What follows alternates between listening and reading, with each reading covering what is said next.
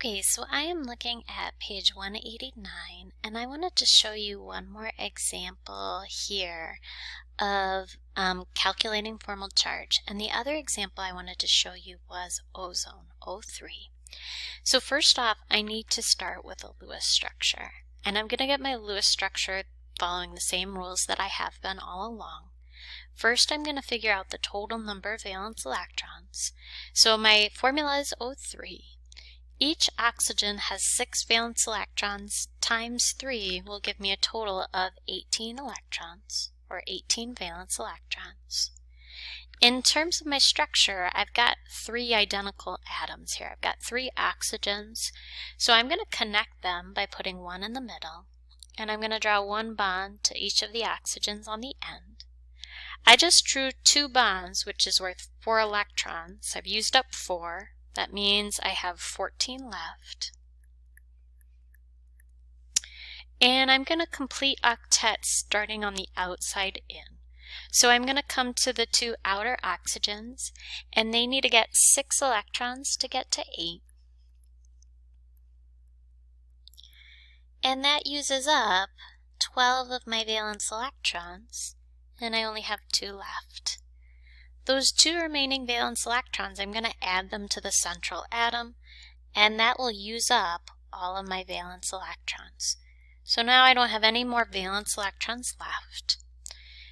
My structure is not done yet because when I look at the oxygen in the middle of the structure, I see that it doesn't have 8 yet.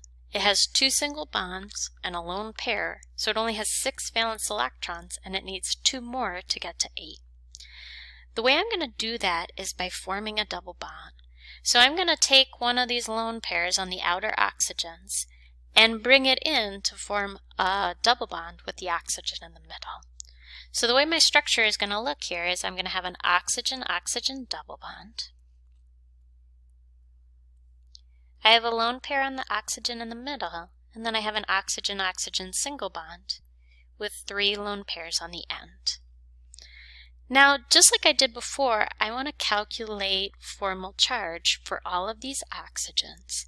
And I'm going to do that by mentally chopping those bonds in half.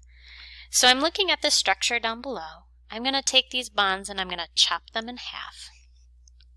First off, I want to list out the number of valence electrons that I have from each oxygen.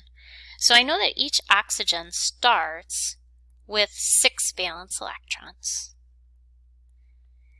When I look at the number of assigned electrons that I have in my structure, so next up I want to look at those assigned electrons. And this is what I get after I chop the bonds in half.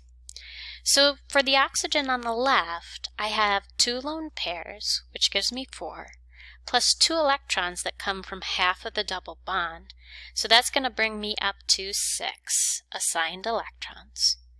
For the oxygen in the middle, I get 2 electrons from half of the double bond, plus 2 electrons from the lone pair, plus 1 electron from half of the single bond, for a total of 5 assigned electrons. For the oxygen that's on the right-hand side, I have 6 electrons from the 3 lone pairs, plus 1 from half of the single bond, for a total of 7 assigned electrons. The difference between the valence electrons and the assigned electrons is my formal charge, and I'm calculating it on each of the oxygens in my structure. So for the oxygen on the left, it's 6 minus 6 for a formal charge of 0. For the oxygen in the middle, I've got 6 minus 5 for a formal charge of plus 1. And for the oxygen on the left, I have 6 minus 7 for a formal charge of negative 1. Ozone is an example of a molecule where you can't draw a Lewis structure that follows the octet rule and get formal charge equal to 0 in all of the atoms. So you have to first obey that octet rule, and then next you use formal charge and try and bring it to 0 if possible. This is just an example, and there's a lot of molecules that fall into this category where you can't get formal charge equal to 0, and your goal is just to try and get it as close to 0 as possible.